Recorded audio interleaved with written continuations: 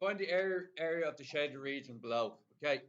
Would everybody agree that this is 0 to minus 1?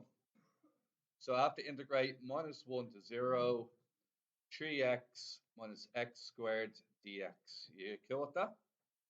Then what's the next region? So that will be region A, which we're expecting to be negative. Region B will be the integral of 0 to 3, 3x minus x squared dx. We're expecting this to be positive.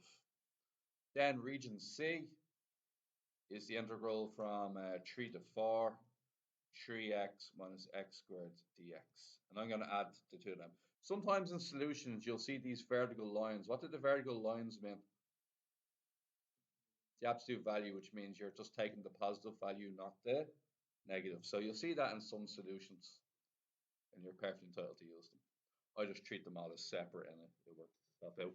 Now, what's the what happens when they integrate this? Anybody care to tell me? So what do we get? Add 1 to the power. I'll keep it as green. So what do we get? X squared 3 over 2. And then x minus x cubed over. And that is what? 0 minus 1, yeah? Okay. And the same thing for the blue one.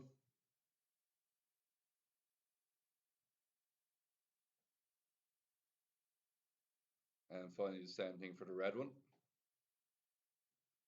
Now, to calculate all those limits individually, I'm not doing that. And I am going to my table function. Here's what I'm going to do. Mode, table function, 3 x squared divided by 2 minus alpha x cubed. Sorry. All over 3. I'm going to start at minus 1 because minus 1 is the first one I'm looking for. I'm going to go as far as 4 and step at 1. Now, here we go. Do I need 5? I don't for this one. Stops at 4.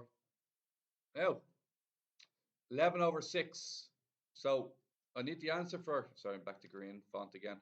I need the answer for 0 and I need to take away the answer for minus 1. The answer for 0 is 0 and the answer for minus 1 is 11 over 6. So that means A is minus 11 over 6, which means the area is actually plus 11 over 6.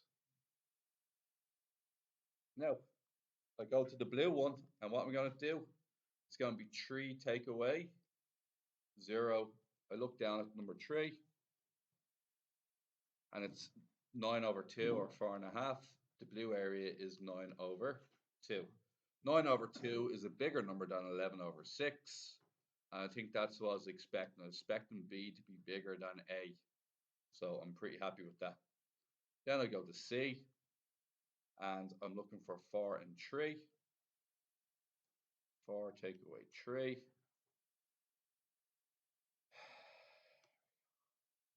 4 is 8 over 3. 8 over 3 minus 9 over 2. Does anybody know what 8 over 3 take away 9 over 2 is? What he said. 11 over 6.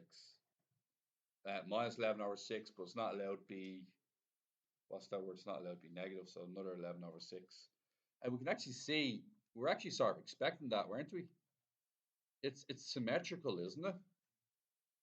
Now you can't say that without actually doing it, but so then what happens when we add all 3 fractions together? The 9 over 2, the 11 over 6, and the other 11 over 6.